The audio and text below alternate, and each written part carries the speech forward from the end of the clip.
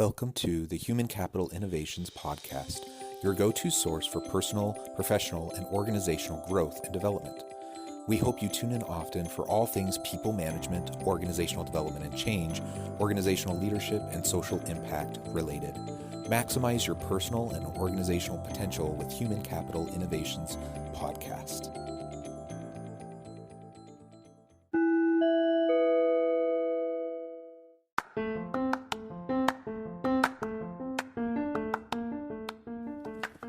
Welcome to the Human Capital Innovations Podcast. In this HCI podcast episode, I talk with Craig Bissett about his book, My Worst Hire, and what I learned from it.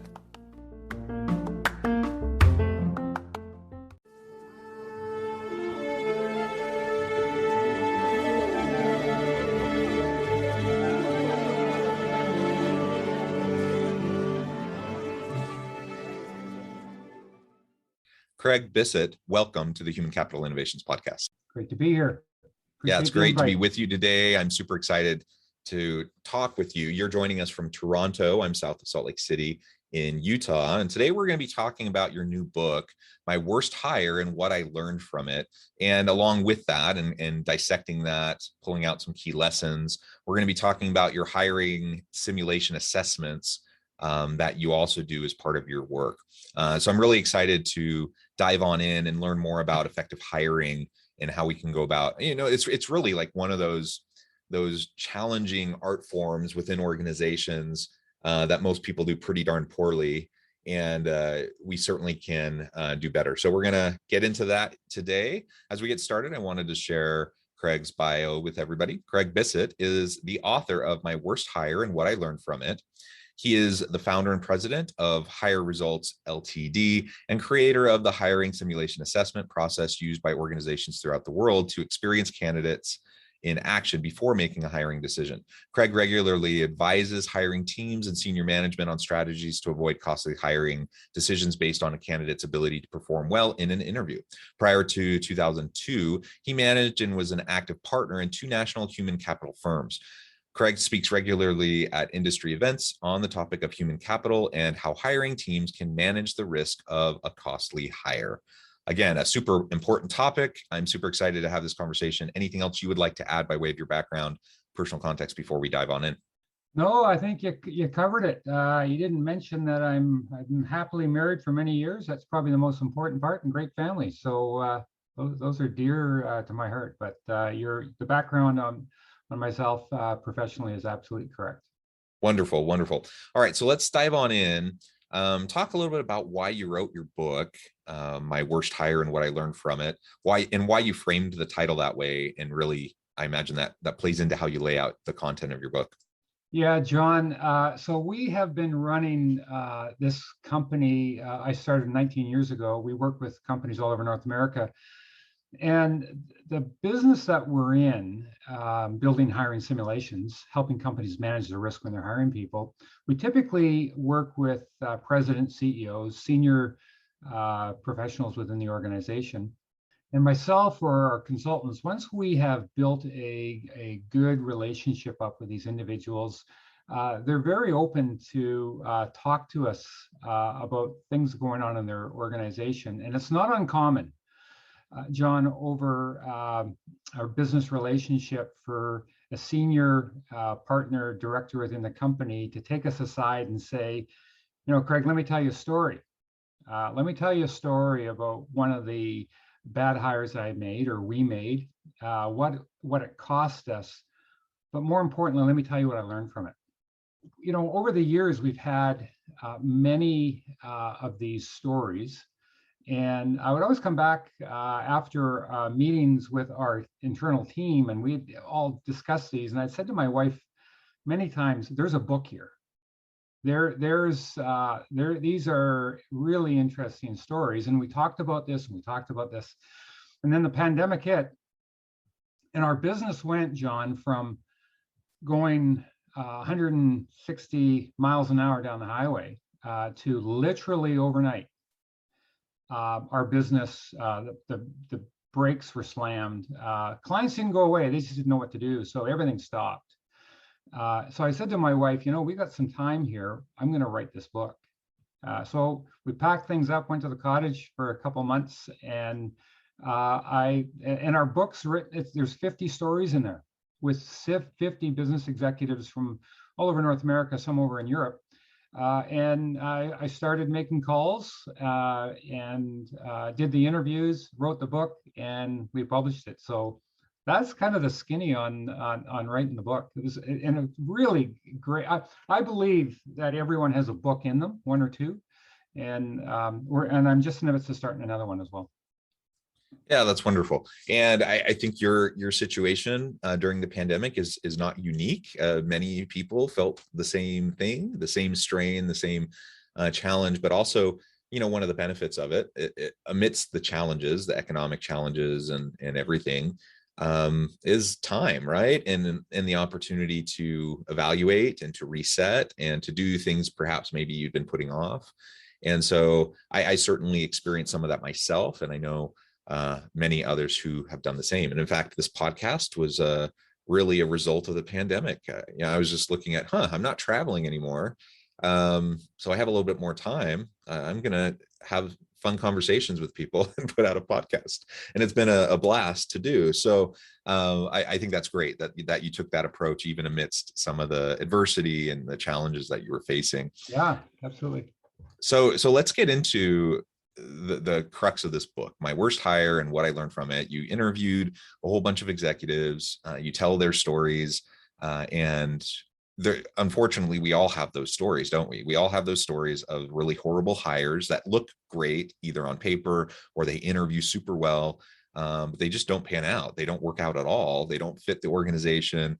They just for a variety of reasons, it doesn't work. And it is super expensive in terms of just all the cost of hiring a new person and getting them up to speed, but then having someone who doesn't actually collaborate and work well with the team, and all of the sunk costs and productivity losses, and all of that just leads to this tremendous loss for an organization for every poor hire.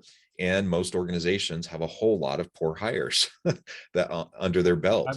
Absolutely. Yeah. Are there a couple of the stories from your book that maybe highlight and illustrate this kind of challenge? Well, I'm going to say almost everyone does. And I'm going to come back, John, to what you said. What's really interesting, as we spent time with these different decision makers, majority of them had a hard time kind of picking out which story they want to tell us. But and some of them, are funny, some are sad, and some are pretty scary with regards to the decisions. And you're absolutely correct. Organizations make bad hires all the time. The first story in the book by a fellow by the name of Jim Lawson, a well-known fellow here in Canada, CEO of some major organizations, talks about hiring a CEO when he was on the board of a significant organization. And the stories in the book are really short, and they were designed that way. It's sort of more like soup for the soul books, where you could get through a story and get to the hiring nugget. Every story has a nugget with it, a learning point. But in Jim's case, they were hiring a CEO, absolutely critical that they made the right hire for many reasons. And the organization was going through some significant challenges. And the board actually mandated that they hire someone from within their industry. And that was kind of the key thing they were looking for, industry experience. But what they realized after they made the hire was that they were looking for the wrong thing. Industry experience, and what Jim talks about in the story, was not the critical component. Because what they ended up hiring is they ended up hiring an individual who had only managed through sort of the ups of the business, growing businesses, never managed through significant challenges. And that was not brought up because everyone was kind of so excited about talking to candidates who were within the industry, who people knew, and they never got to kind of the did they deal and can they deal in challenging times. Hired the CEO and came in, and within 3 months realized that they had made a significant mistake, because the the candidate who had been hired had never been in those waters before, and was swimming against the tide and having a significant challenge, lost credibility immediately with the senior management team, and had to make a change within the 6 months. But it's not only the cost to the organization, but as Jim said, one of the biggest costs to him as being on the board and to the senior management of the company is the credibility of everyone looking at the board going, you missed this point. The person had never actually dealt in some of the issues that we're dealing with. And so that is probably the first story in the book. But we have other stories. We have a fellow, Matt Regan, who's just a young, probably one of the top realtors in North America, runs a significant real estate company, and he was hiring a salesperson. And the salesperson that came to his attention was someone that he had actually heard about in the past, and knew from his past that she came with some rough edges, but was a very good salesperson. So he let his guard down, did really not much of an interview, brought this individual on, and she became his number one salesperson. However, no one in the organization wanted to deal with her, including Matt. And Matt knew he had a problem was when he kind of checked to see who was in the office before he showed up. But the learning point with this and what Matt talks about was that he let this go for about a year and a half because she was a superstar, a sales superstar. And his concern was the financial loss of letting her go. But what he didn't realize was what was happening and the impact on the organization of this individual in the sense of the fit and the culture within the organization. When he finally made the decision to let this individual go, what he realized 6 months later is not only did he not lose on the revenue, but actually the organization picked up revenue. So there's the stories are all over the place, and there's senior hires. We have hires in here that are executive assistants, and the impact of making a mistake at the executive assistant side, and all that comes with that. So and so you highlight, of course, there's the cost involved of going through the hiring process and getting somebody up to speed and the learning curve and all of those things. And there's also the cost involved with just declining productivity as people can't collaborate and work effectively together. But there's the intangibles around credibility. There's the intangibles around trust, the overall team dynamics and the culture of the organization that can be impacted heavily by individuals like you described, and ultimately it can be devastating to an organization. Now, it sounds like your first example, to their credit, they did recognize it. They did make the change within 3 months.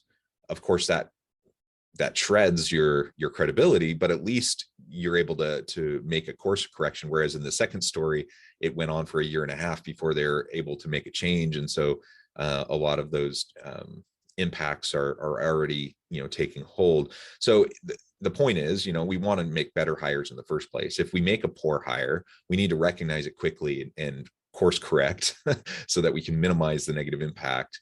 But how do we go about making better hires in the first place? Because it is such a hard thing. And I truly believe it's kind of this art, this hopefully a science-informed, data-driven art. And so many people just leave the data-informed science piece off. Absolutely. and they just end up making a whole bunch of really poor decisions.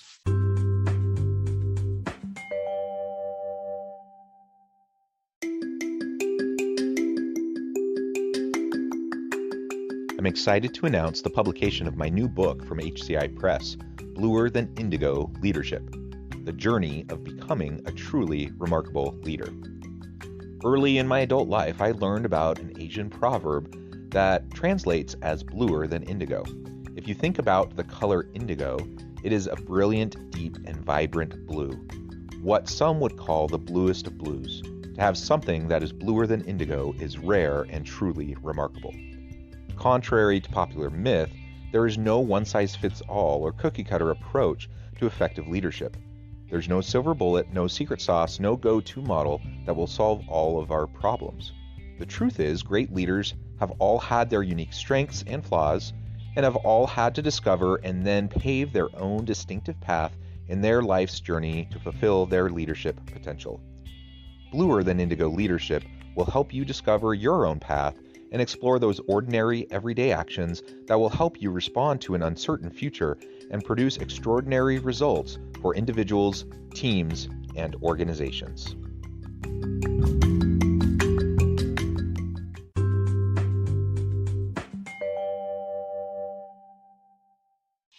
Well, John, you're absolutely correct. You really, I would say the main reason over the years, I've been in this business for a long time, and we've worked with, and that's kind of the key component of our hiring simulations and why we design the hiring simulations. But emotion is your enemy. It's the one that has to be checked with regards to hiring. Because we have a very difficult time parking the emotion, liking or disliking, or making a judgment too quickly, liking someone too quickly.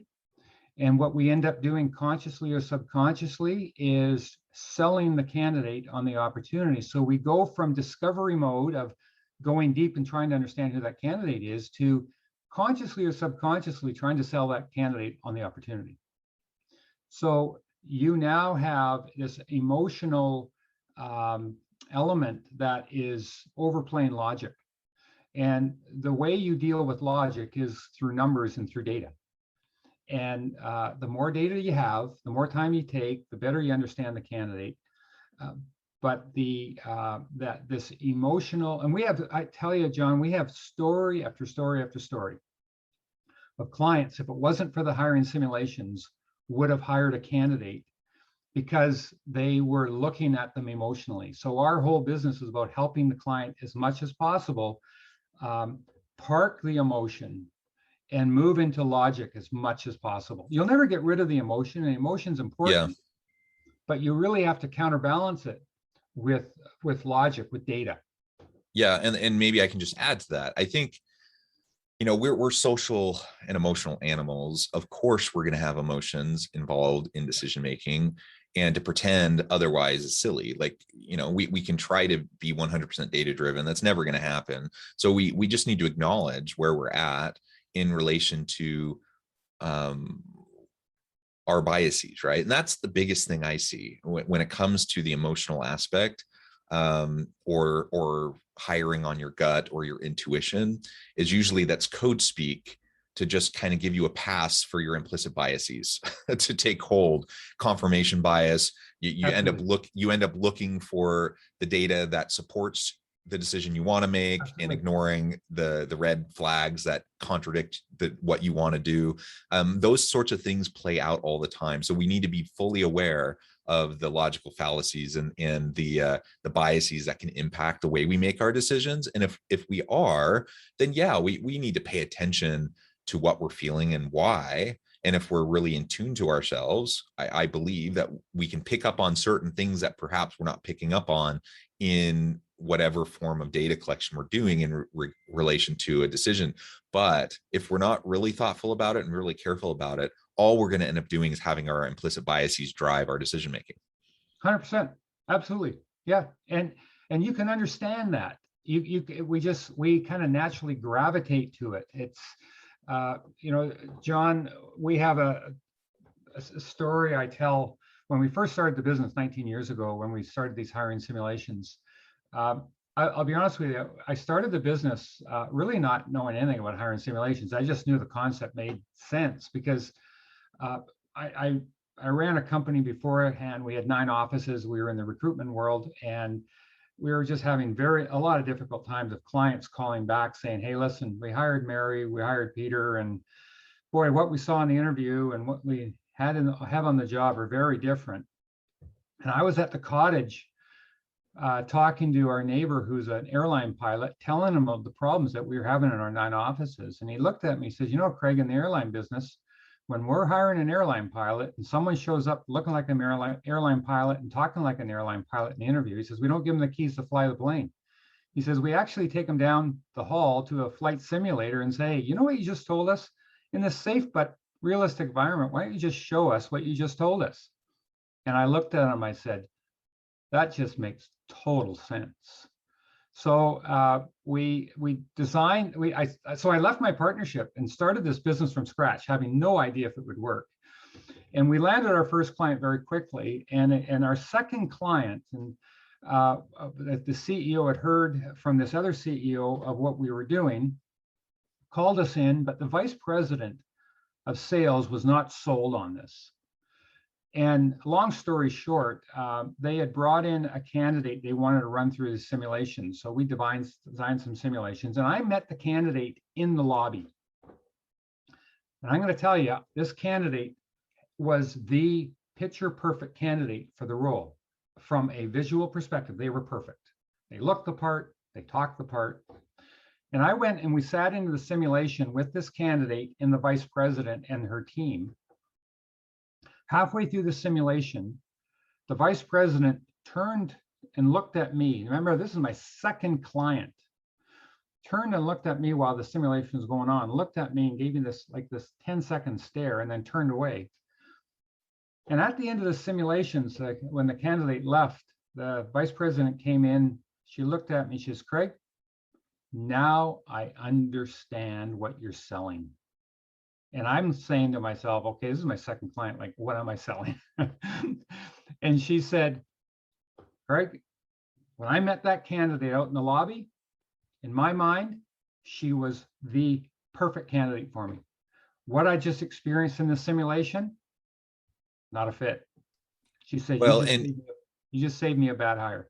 Yeah, and it speaks to the importance of whether it's a simulation or looking at portfolios or work samples, or like having some sort of evidence of actual behavior and performance is going to be very, very important. And in the hiring world, you know, I'm in academia as well as doing consulting work, and in the research around hiring, one thing is incredibly clear: the interview is the worst possible way to make a good hiring decision. Absolutely. Yet Absolutely. it's the main way that people make decisions usually, right? And the research also shows, you know, in the past, people used to talk about the 10-second rule. You walk in the office, within 10 seconds, they make a decision. Well, right now we know it's just a fraction of a second. It's a split second that you walk in and people make their initial judgment, and then everything else gets filtered through that initial judgment. And all the biases play in. And then that's why you see someone who, you know, they look the part, they say the right things, and they end up getting the position, even though they're going to be quite horrible at it. And so we have to invest in, whether it's these simulations, whether it's in other hiring samples, or taking the time to assess those hiring samples, or taking time to have people, you know, in group interviews in settings that mimic what they're going to be doing on the job. Unless you can do those sorts of things, you never really know. It's a complete crapshoot otherwise. and you just hope that it's going to work out. Absolutely. We always say, and very much what you said, John, the hiring process in most companies is broken, and it all stems from the interview. 100%. And again, I could spend an hour talking specifically about that one topic, but one of the things that we have to also remember, maybe two things, is, and it has to do with the candidate. Number one is that you're dealing with people's lives here. You have a candidate coming to your office who's 35 years old, 3 young kids at home, has a mortgage, whatever. If that individual makes a bad decision because of maybe what you've sold them on, or you have not, as a client, done your due diligence, and they come in and they make a mistake, it's not going to just affect them financially. You could affect their marriage. You can affect them emotionally. I mean, it goes on and on and on the impact that you can have on our candidates. So we always say to our clients, look, you have to understand that you're paying a lot of money for our hiring simulation assessments, but you have to also understand that the way of working here is that we are as much on the candidate side as on your side. We want the candidate to look under the covers. We always say to the candidate, look, there's no perfect client. And we say to the client, there's no perfect candidate. Let's show our warts now rather than later. Let's understand, because there's not going to be a perfect, but my other point about the candidate is that a lot of the good candidates are average at best interviewers. They're average at best. And some of these candidates haven't been on an interview for 10 years. Now, be concerned about candidates who have had 5 jobs in the last 10 years or whatever, because they've been on a lot of interviews and they've probably been practicing. But there's a lot of candidates out there, and it even is multiplied on the sales side, because there's a lot of statistics out there right now that say that some of your best salespeople are borderline introverts. Some of your best salespeople, meaning that they're introspective, they think, they really digest information before they speak. They're investigative, compared to just running off their mouth and like what you would think of a typical salesperson coming in and selling. So if you're hiring for a senior level salesperson and the person comes in and doesn't, quote, wow you, a lot of these sales directors are dismissing them rather than really understanding who these people are. If you ask me, some of the worst hiring decisions are the people that you didn't hire. Well, Craig, it has just been a pleasure. I note the time and I need to let you go here in just a moment. But before we close, I want to give you a chance to share with listeners how they can get connected with you and find out more about your work, your team, and then give us the final word on the topic for today. Yeah, so we're based in Toronto, but we do a significant amount of work in the United States, all over North America, some over in Europe. But we have 2 websites, but probably the best one is at hiringsimulation.com, just as it sounds, and it's Craig at hiringsimulation.com. But you can check us out on our website. But I would say that, and it comes, John, maybe the last word on here is that, and it really plays into what we were just talking about, and that is that there needs to be a way to level the playing field for candidates and clients, where you help candidates really understand what they're getting into, what they're involved in, really understanding maybe some of the personalities and the mindsets of the team that they're going to be working with, at the same time allowing the client to understand how candidates think strategically and tactically, and how that comes together. You cannot find that through an interview, and you won't find that through references either. You'll really find it when you spend time together in some activities that allow individuals to understand how both parties think and how they engage. Well said. Well, Craig, it has been a pleasure. I encourage listeners to reach out, get connected, find out more about what Craig and his team can do for you. And as always, I hope everyone can stay healthy and safe. They can find meaning and purpose at work each and every day. And I hope you all have a great week.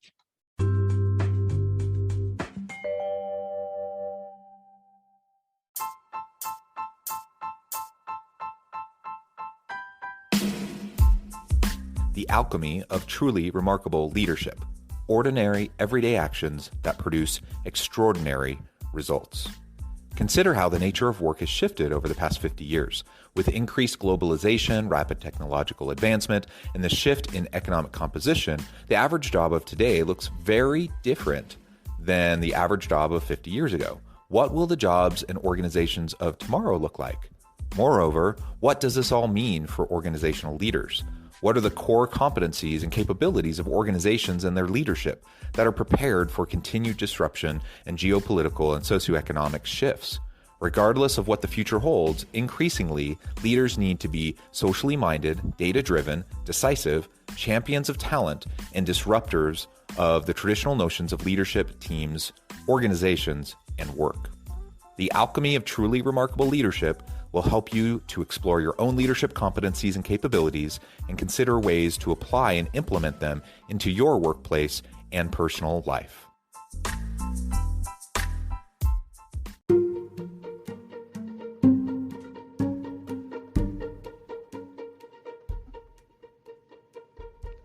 Check out Human Capital Innovations magazine, Human Capital Leadership.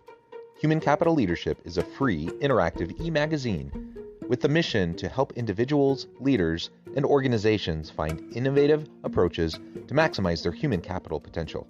We publish issues quarterly in August, November, February, and May. Take a look at the latest issue and let us know what you think.